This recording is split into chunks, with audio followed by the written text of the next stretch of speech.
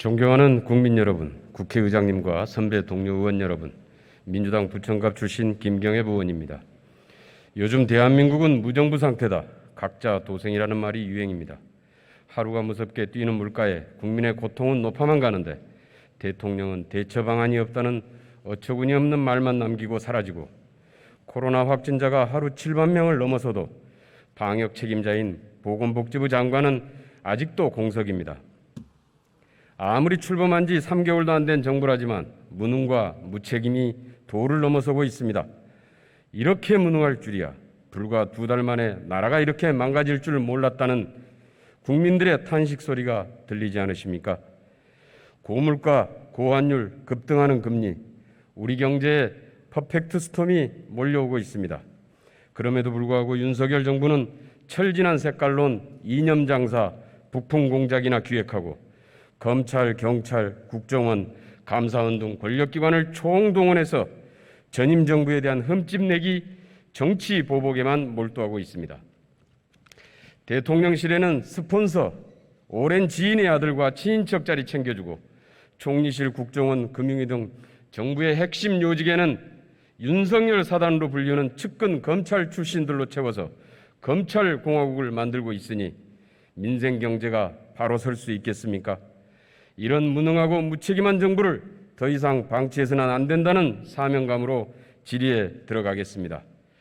경제부총리께 질의하겠습니다.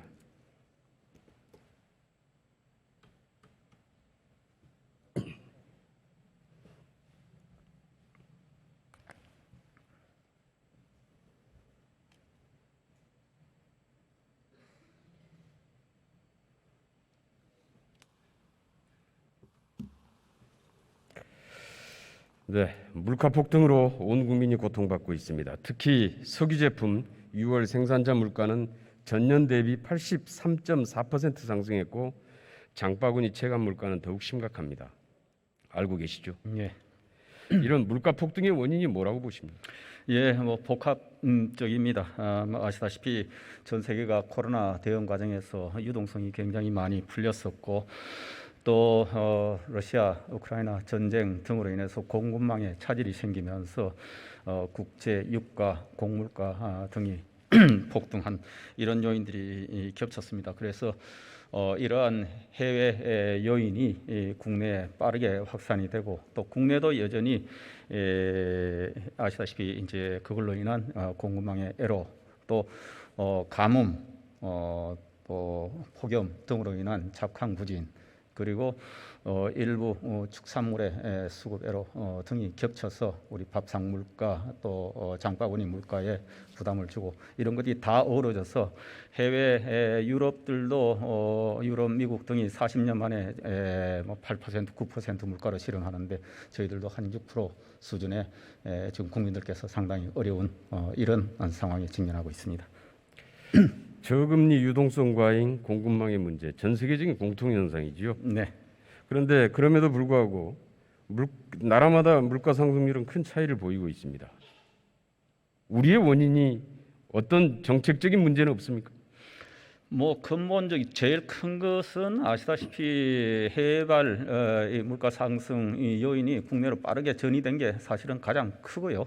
그 다음에 국내도 구조적으로 통화가 좀 풀린 게 있었고, 그 다음에 말씀드린 대로 또 채수류 등의 착황 부진이 있었습니다. 오랜 가뭄 등으로 인해서. 그리고 말씀드린 대로 또 육류 등의 수급에 좀 문제가 있어서 가격이 오른 그런 것들이 겹쳐서 나타났다, 이렇게 생각을 합니다. 문제는 저금리와 유동성 과잉은 이미 코로나 팬데믹 하에서 확인됐던 사안들이고, 이것이 인플레이션을 초래할 것이라는 것은 예측되고 있었고, 여기에 대해서 정부의 선제적인 대책이 필요했다고 생각하지 않습니까? 나름대로 선제적인 대책을 한다고 했는데 해외발 요인이 워낙 빠르게 이제 국내에 덮치니까 이거는 국내에서 컨트롤할 수 없는 부분도 상당히 있었다 하는 생각이고, 아시다시피 이렇게 되면은 굉장히 민생이 어렵고 특히 서민층이 어렵습니다. 그래서 우리 국회에서도 협조를 해 주시고 해서 추경 예산을 빠르게 저희들이 마무리하면서, 우선은 원인은 달랐지만은 소상공인들에 대해서 저희들이 코로나 피해로 인한 손실 보전 보상 이런 명목으로 드렸습니다만은 600만 원, 1,000만 원 드려서 조금 우선 이 위기 상황에서 좀 버틸 수 있는 힘이 좀 됐고, 그다음에 그 이후에 저희들이 각종 관세이나 또 유류세이나 그리고 비축 물량 방축, 그 다음에 또 저소득층에 대한 생활안정지원금, 뭐 에너지 바우처 지급 등등에 관해서 지금 많이 시행을 하고 있고, 특히 관세로 인한 해외에서 육류 들어오는 또는 마늘, 양파 등이 들어오는 것은 약간의 시차가 있기 때문에 이제 서서히 들어오기 시작해서 아마 앞으로 한두 달 좀 지나면서는 뭐 장바구니, 밥상 물가가 조금은 부담이 좀 덜어지지 않을까, 안정이 되면서 그렇게 생각을 합니다. 이 모든 게 세계 경제 조건의 탓이다. 이러면은 정부가 아니 뭐 그거는 아닙니다만은 그게 굉장히 큰 요인이죠. 그리고 세계 이제 각국이 공통으로 물가 겪는 인상으로 인한 현상이니까요. 고충에 대해서 사후 대응하는 방안과 문제는 물가 인상 부분을 사전에 어떻게 더 완화시킬 것이냐라고 하는 게 중요하잖아요. 중요하십니다. 예. 원달러 구원율 문제가 심각합니다. 네. 윤석열 정부 출범 후에 2달도 안 돼서 원달러 확률이 1,300원을 넘어섰는데요. 네. 97년 외환위기 그리고 09년 금융위기에 이어서 세 번째 폭등입니다. 금년 원달러 적정 환율을 얼마 정도로 생각하십니까?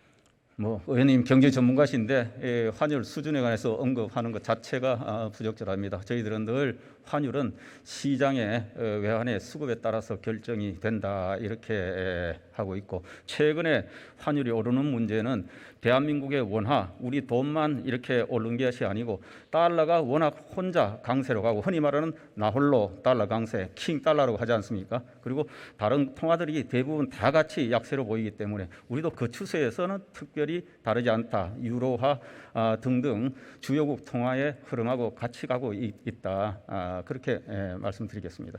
외환 정책이 필요하고 통화 정책이 존재하는 이유는 정부가 이 부분에 대해서 일정 정도 정책적으로 컨트롤할 수 있는 역량이 있는 거지요. 예, 할 정확한 필요성도 지적이십니다. 있는 거고요. 예, 그래서 저희들이 과거에는 정말 조심스럽게들 회동하고 있는데 한국은행 총재, 저 금융위원장, 뭐 금감원장 수시로 만나서 지금 한 2개월 조금 지났는데 굉장히 많이 만났어. 이제 저희들 만나도 대단히 왜 만났는지 언론이 의심스러운 눈으로 안 보는 정도로 저희들이 수시로 만나서 시장에 관해서 모니터링하고 필요한 대응책을 강구하고 있다, 이런 말씀을 드립니다.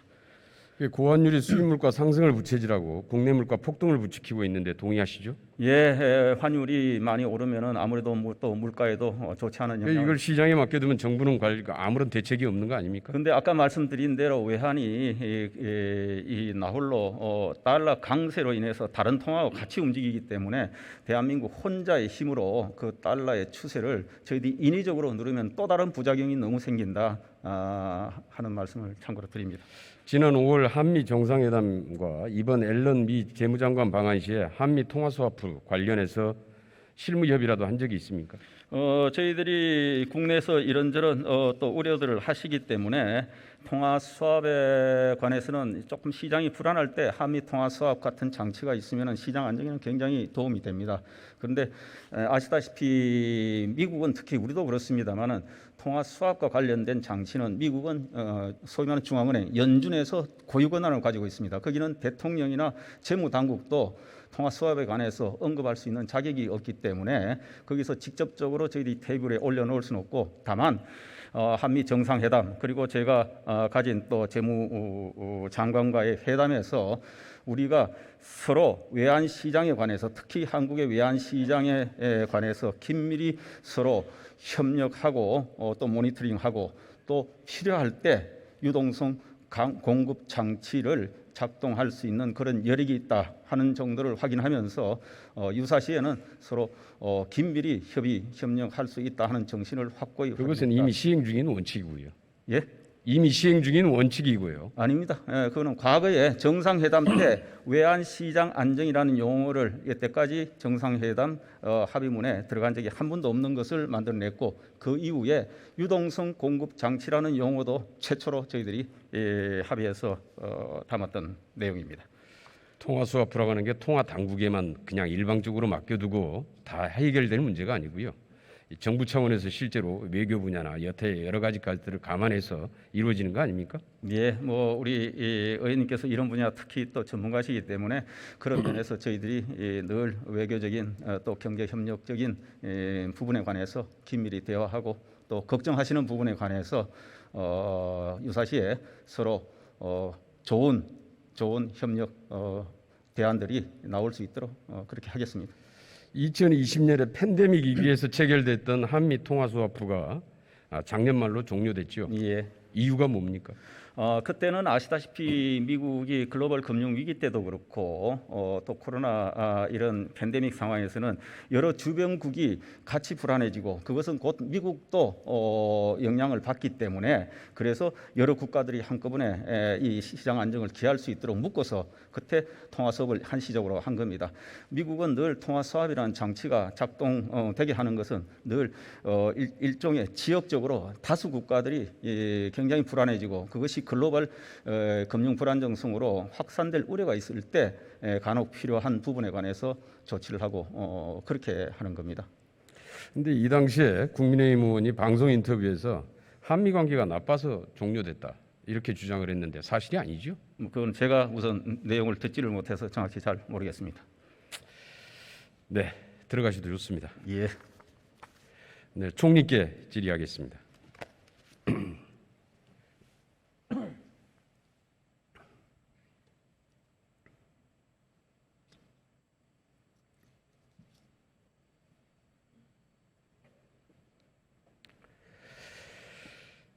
예, 지난 정부에서도 한미 동맹은 이미 견고한 동맹이었음에도 윤석열 정부는 완전한 포괄적 전략 동맹 운운하면서 이번에 정상회담 과정에서 미국의 요구는 100% 수용을 해줬음에도 불구하고 우리의 유일한 국익이었던 통화 수화프 하나 관철시켜내지 못했습니다.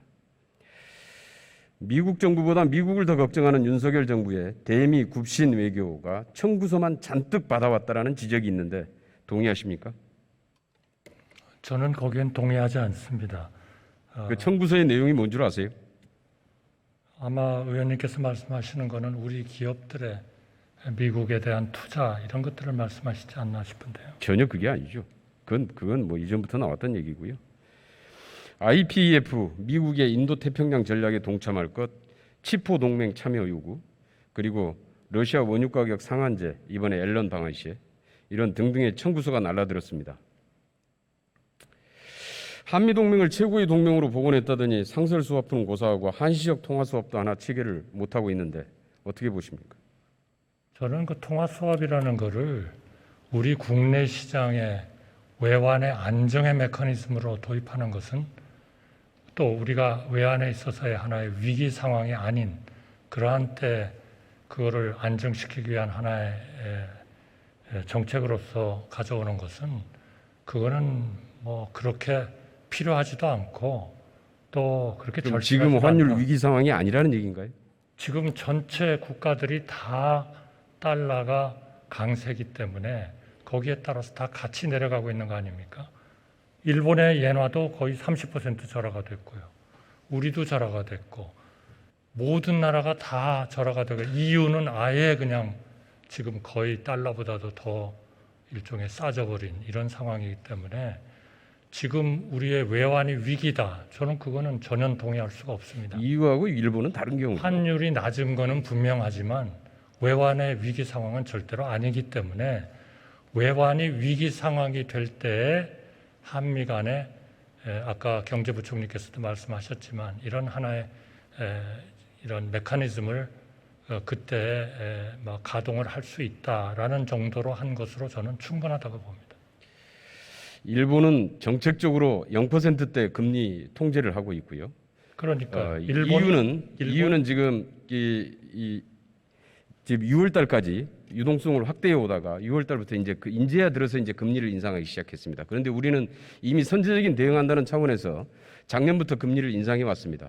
그럼에도 불구하고 지금 이렇게 우리가 고환율 시대로 가고 있고 특히 지금 6월 달 들어서 1,300원대를 훌쩍 넘어선 것 문제가 있다고 보지 않으십니까? 일본이 지금 30% 이상 절하가 되고 있는데 대한민국이 절하되지 않는다면 대한민국은 일본하고 어떻게 경쟁을 합니까? 오히려 일본이 저런 매크로 금융 정책을 통해서 환율에 대해서 절하를 의도적으로 시키는지는 저희가 공식적으로 확인할 수 없지만 현상적으로 일본의 환율이 절하되고 있다면 대한민국도 적어도 그 정도는 같이 그러면 지금 그런 이유로 지금 계속 절하를 지금 방치하고 있는 겁니까? 저희가 시장에 맡기고 있는 거죠. 방치가 아니라 시장에 맡기고 있는 겁니다.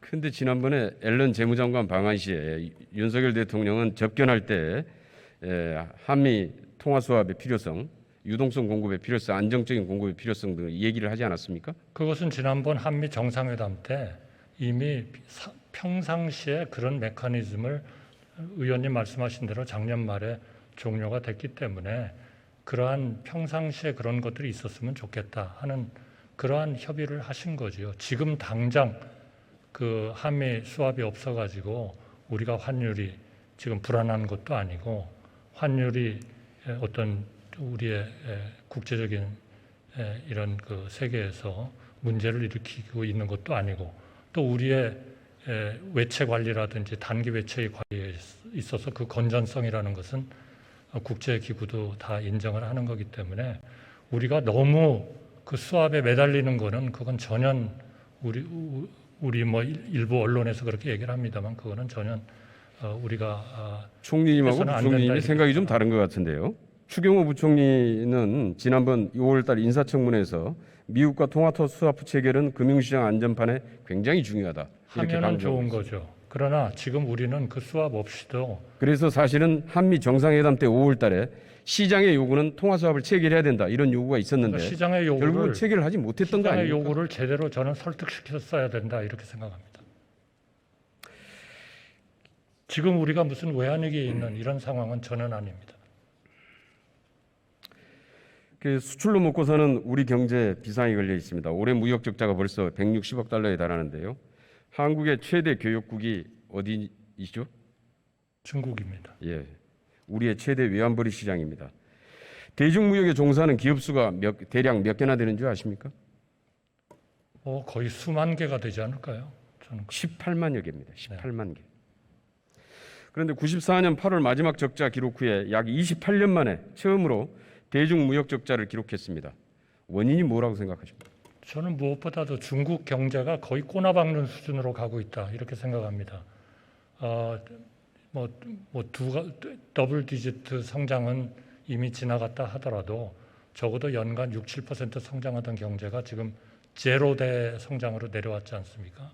그러면 당연히 우리나라 제품들이 중국에 들어가는 것들이 어려워지는 거고요. 또 중국의 정책 자체가 이제는 부품이나 이런 반제품을 받아가지고 완제품을 만들어서 미국에 수출하는 이런 글로벌 서플라이 체인이랄까 이런 것들이 많이 지금 중국이 지금 달라지고 있습니다. 그렇기 때문에 중국의 우리 앞으로의 그 수출의 포텐셜이라는 게 과거 같지 않을 것이다. 저희는 그렇게 생각하고요. 물론 소비재를 통해서 중국에 진출할 수도 있고 여러 가지 좀 팔 수 있는 이런 제품들을 개발은 해야 되겠지만 과거처럼 이렇게 중국이 대한민국의 하나의 그 무역에 있어서의 가장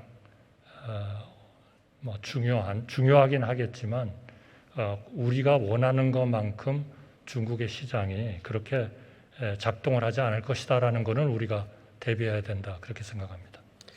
중국이라는 여건만 주로 강조를 하시는데 우리의 대응에는 문제가 없습니까? 저는 중국이 정치적인 이유 때문에 우리의 아마 그런 말씀을 하시는 것 같은데요. 우리가 미국하고 동맹을 강화한다고 해서 중국이 더 추가적으로 우리한테서 사지 않을 것을 산다 그렇게는 생각하지 않습니다. 대통령실 경제수석이 대중 수출 왕 시대는 끝났다 이렇게 됐는데 총리께서 여기에 동의하십니까? 저는 분명히 중국의 이러한 그 저성장 모드로 가는 문제, 또 중국의 산업 정책 자체가 본인들이 어느 정도 산업에 있어서의 경쟁력을 확보하면 딴 나라들하고 공생을 하면서 소위 분업 체계를 잘 가져가야 되겠다. 이런 정책에서 조금씩 전환하는 것 같습니다. 그렇다면 우리가 중국이 아닌 나라들에 대해서 우리의 수출과 수입선을 또 국제적인 분업 체계를 다원화할 그런 절실한 지금 시기에 있다. 그런 점에서 저는 최 수석께서 그런 다원화, 다변화의 필요성을 더 강조한 거 아닌가 그렇게 생각합니다. 특정 국가에 대해서 지나치게 높은 대우의 의존도는 문제죠. 그런데 문제입니다. 조용히 줄여나가면 되는 문제지. 이걸 이렇게 요란하게 상대를 자극하면서 할 필요가 있습니까? 글쎄요, 저는 뭐 미국이 최 수석의 얘기 때문에 그렇게 자극을 받았다 그런 얘기는 아직은 듣지 못했습니다. 그거는 그냥 다원화를 강조한 최 수석의 얘기라는 거는 아마 중국도 잘 알지 않겠나 그렇게 생각합니다. 그렇지 않아도 중국의 기술 추격으로 어려워지고 있는 상황에서 반중 외교 전략이 위기를 더 가속화시킬 가능성이 있다. 이런 주장이 있는데 어떻게 생각하세요? 저는 윤석열 대통령은 중국은 우리의 중요한 경제 파트너고 또 북한 문제에 있어서도 중요한 도움을 받아야 할 나라로 그렇게 그런 인식에 한 번도 변화가 없는 것 같습니다. 그리고 중국하고는 분명히 우리의 상호 존중과 상호 이익을 바탕으로 해서 가까운 나라로서 좋은 이웃으로서 관계를 유지해야 된다. 그런 생각을 강하게 가지고 있다 하는 말씀을 드리겠습니다. 총리께서는 그렇게 말씀을 하시는데 우리 국제사회는 그렇게 받아들이지 않습니다. 그거는 중국도 역시 마찬가지고요. 그거는 우리가 정말 그런 문제를 잘 받아들여야 됩니다. 많은 언론들이 그렇게 얘기를 합니다. 또 중국 정부 자신들이 또 그렇게 얘기하는 경우가 많습니다. 쿼드라든지 또 소위 인도태평양 그런 기구라든지 이런 것들이 중국을 배제시키기 위한 거다라고 중국은 계속 얘기를 합니다. 그러나 세계 어느 나라 정부도 우리가 중국을 배제시키기 위해서 이 정책을 하고 있다고 공개적으로 얘기하는 사람은 한 번도 없습니다. 그러면 우리가 그거를 그 중국의 그러한 그 공개적인 걱정을 우리만이 그걸 받아들여 가지고 우리의 정책에 영향을 받을 그러한 것은 조금 우리의 국익을 위해서는 좀 바람직스럽지 않을 때가 있겠다. 저희는 그렇게 생각합니다. 우리가 우리의 원칙을 분명히 지키고 우리가 중국과 좋은 관계를 유지하려고 노력하고 그러나 우리가 세계 속에서 해야 할 그러한 그 의무는 뭐 당당하게 원칙에 기초를 두고 해야 된다. 저는 그렇게 생각합니다. 미국이 치포 동맹 가입 여부를 다음 달까지 답변을 달라고 했죠. 저는 희망을 하고 있는 것으로 알고 있습니다만 그 부분은 저희가 관계부처나 또 기업하고 거기에 가입하는 실익을 잘 검토해서 결정을 해야 할 사항이다 이렇게 생각합니다. 어떻게 할지 아직 생각해 두신 게 없습니까? 뭐 제 개인적인 생각은 있습니다만 제가 이 자리에서 개인적으로는 총리님께서 어떻게 생각하세요? 저는 개인적인 생각을 여기서 밝히는 것은 좀 적절치 않은 것 같습니다. 아직 정부가 우리 업계하고 관계부처 간에 긴밀한 협의를 하고 결정을 해야 할 일이기 때문에 저는 여기서는 좀 말씀드리기가 어렵다는 상황을 좀 이해해 주시기 바랍니다. 우리 반도체 수출에서 대중 수출이 차지하는 비중이 얼마쯤 되는지 아시죠? 굉장히 높죠. 거의 20%가 넘을 겁니다. 그러나 홍콩 포함하면 60%. 그러나 기본적으로 앞으로 우리와 중국의 반도체 시장이 어떻게 될 것 같으냐 하는 전망을 저는 잘 해야 된다고 생각합니다. 치포 동맹의 참여 여부와 지금 중국의 반도체 수출 문제가 전혀 상관이 없다고 보십니까? 저는 현재로서는 그렇게 단정하기는 어렵습니다.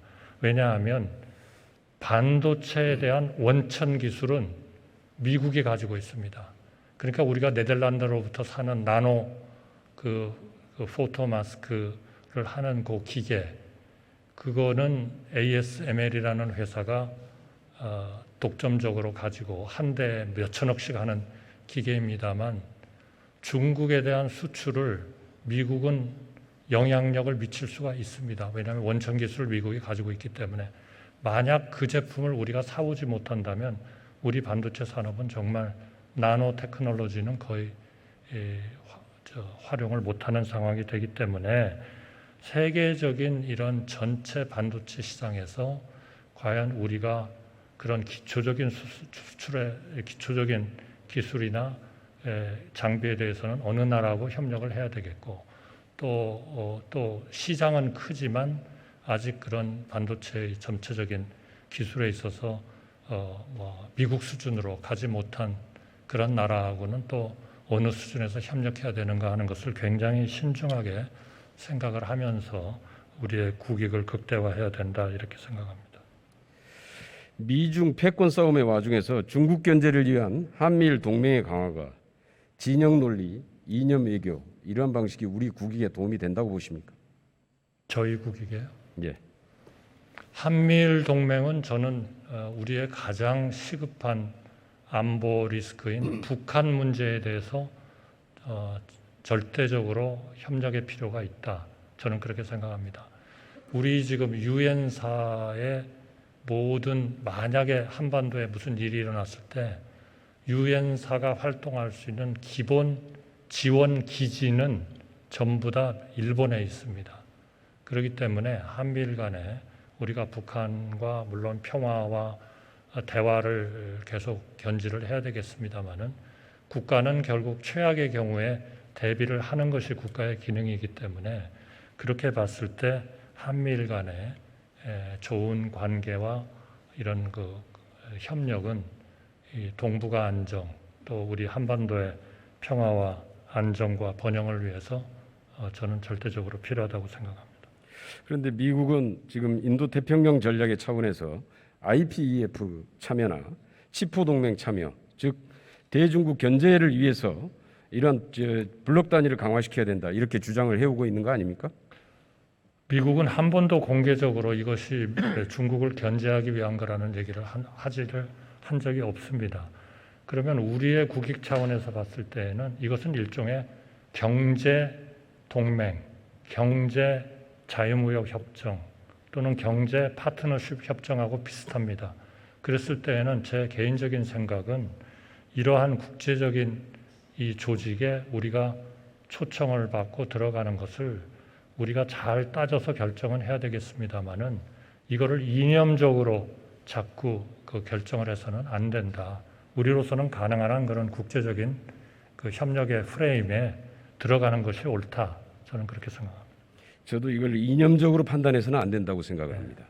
그런데 문제는 지금 이러한 블록의 참여가 국제사회에서는 어찌됐든지 다 대중 견제용으로 얘기가 되고 있고 미국은 또 공공연하게 그렇게 주장하고 있습니다. 우리가 이런 대중 견제의 전위대 역할, 행동대장 역할을 하게 되는데 이게 국익에 도움이 되느냐 이런 얘기입니다. 우리가 한때 그 쿼드가 이게 중국을 군사적으로 배제하기 위한 거다. 또 아시아의 나토다. 이런 얘기를 했습니다만 쿼드가 지금까지 한 것은 결국 백신을 아프리카나 우리 아시아 빈국들한테 나눠주는 역할을 한 것입니다. 그러니까 어떤 조직이 생겼을 때 그것에 의해서 걱정하는 나라도 있고 분명히 반대하는 나라도 있습니다. 그러나 인도는 쿼드에 들어있지만 단 한 번도 자기 나라의 외교 정책이 쿼드에 의해서 영향받는다고 얘기를 해본 적이 없습니다. 그러니까 우리는 그런 문제에 있어서는 조금은 좀 그 원칙적인 차원에서 접근할 필요가 있겠다. 이것은 우리의 주권이고 우리가 필요하다면 들어가는 것이고 특히 이러한 그 경제적인 기구일수록 우리가 빠지면 그 하나의 손실은 굉장히 크다라는 것을 원칙적으로 우리가 좀 신중하게 검토를 해야 된다 이렇게 생각합니다. 총리님께서는 그렇게 얘기하시는데 이미 윤석열 정부 출범 후에 쿼드 문제나 IPEF, 치포 동맹 이런 얘기들이 나올 때마다 항상 미국이 강조하는 것은 대중 견제용이었습니다. 알고 계시잖아요. 미국은 그런데 그것을 아니라고 그냥 그렇게 하는 게 눈 가리고 왕 아닙니다. 아니겠어요? 미국은 공개적으로 얘기한 적이 없습니다. 그런 얘기를. 최근 미국의 금융자본 대중국 투자가 확대되고 있고 미국의 석유 대기업이 중국 세일가스 개발에 참여했습니다. 중국 제품에 대한 관세 인하까지 추진되고 있는데 어떻게 보십니까? 저는 그것은 상당히 실용 외교의 일환이다. 그러니까 지금 의원님의 걱정을 제가 충분히 동의를 합니다만 미국도 국익을 위해서는 중국을 항상 배제만 하려고 하는 것은 아니다. 일부 언론들이 얘기하는 것처럼요. 그런 거의 상징이 아닌가 이렇게 생각합니다. 미국도 이렇게 실리를 챙겨가만 사고 있는데 하물며 우리가 지나치게 지금 현재 진영 외교 진영에 아니면 이념 외교에 매달리고 있는 거 아닙니까? 저는 그렇지 않고요. 우리야말로 정말 실익을 따라서 행동을 하고 있고 그것이 중국을 배제한다라고 생각하는 우리의 일부 생각들은 저는 좀 많은 현실에 부딪혀 가면서 조금 좀 그 이해가 잘 되도록 모두가 좀 노력을 더 해야 된다 이렇게 생각합니다. 윤석열 정부의 대일 굴욕외고요, 대미 굽신 외교, 무책임한 탈중국론, 반중 외교 전략 등 아마추어 외교가 환율 불안을 부추기고 국내 물가 폭등, 무역 적자의 확대, 외자 유출을 가중시키고 있다. 그래서 우리 경제에 적신호가 오고 있다고 이런 지적이 있는데 동의하십니까? 저는 지금 하고 있는 그런 라인의 정책을 안 했을 때 더 심각한 문제가 온다. 저는 그렇게 생각합니다. 국제사회가 다 아는 일을 우리 윤석열 정부만 모르고 있는 것 같습니다. 네, 들어가셔도 좋습니다. 네, 경제부총리께 다시 질의하겠습니다.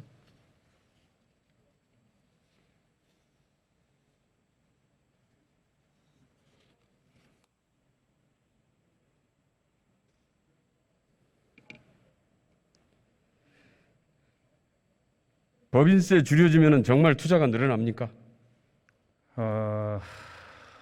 정말 아마 질문하실 때 전혀 생각이 다른 선에서 출발하시는 것 같은데, 저는 뭐 분명히 그렇다고 생각을 하고 또 많은 연구, 많은 국제기구에서 그런 얘기를 합니다. 제가 단적으로 하나 말씀드리면은 지금 OECD를 비롯한 세계 각국이 법인세를 지속적으로 계속 내려왔습니다. 왜 내려왔을까? 서로 조세 일단 국제 경쟁력을 확보하기 위한 거다. 저는 그렇게 생각합니다. 그렇지 않으면은 서로 경쟁적으로 내릴 이유가 하나도 없다. 두 번째, 제가 시계를 조금 좁히면은 우리가 유턴 기업 국내에 많이 들어오게 하기 위해서 대체적으로 특징적으로 주는 인센티브가 조세 감면입니다. 법인세 대폭 줄여주겠다.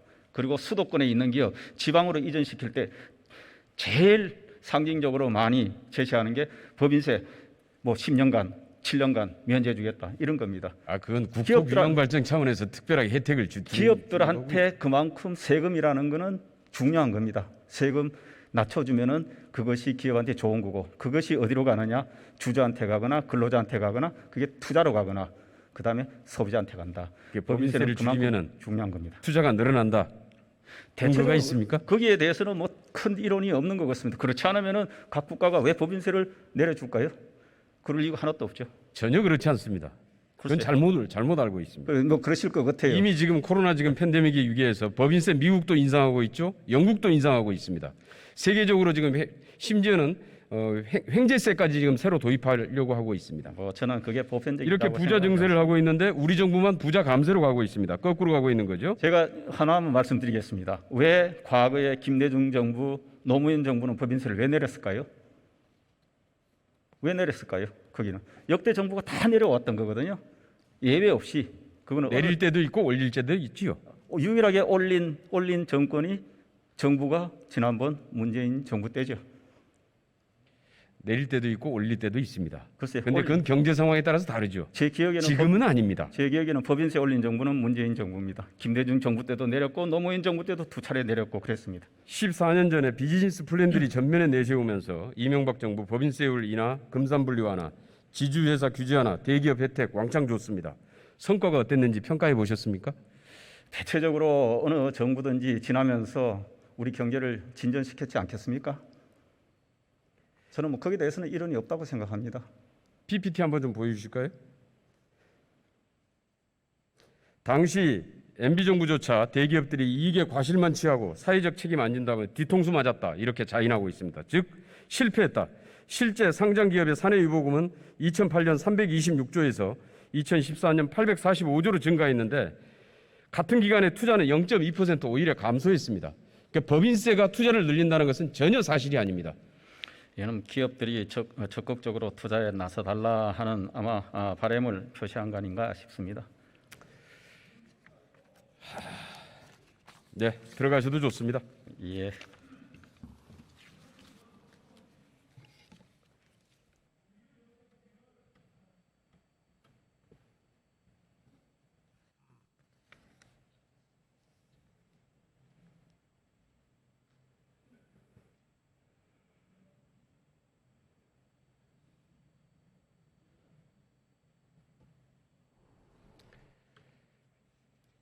존경하는 국민 여러분, 코로나 팬데믹이 초래한 저금리, 유동성 과잉의 시대가 저물고 우크라이나 전쟁과 미중 패권 싸움은 세계 경제 공급망을 재편시키며 경기 침체의 우려가 커지고 있습니다.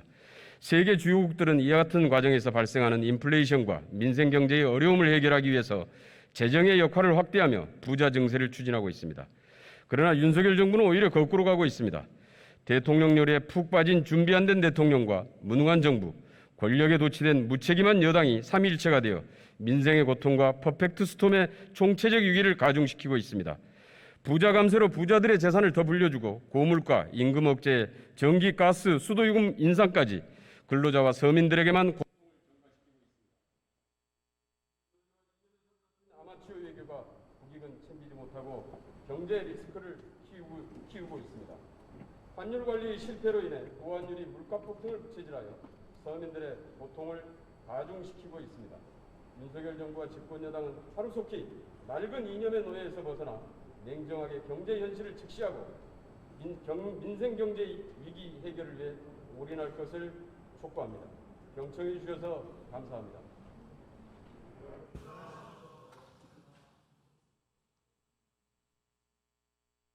네, 김경엽 의원 수고하셨습니다. 다음은 국민의힘 비례대표 최승재 의원 나오셔서 질문해 주시기 바랍니다.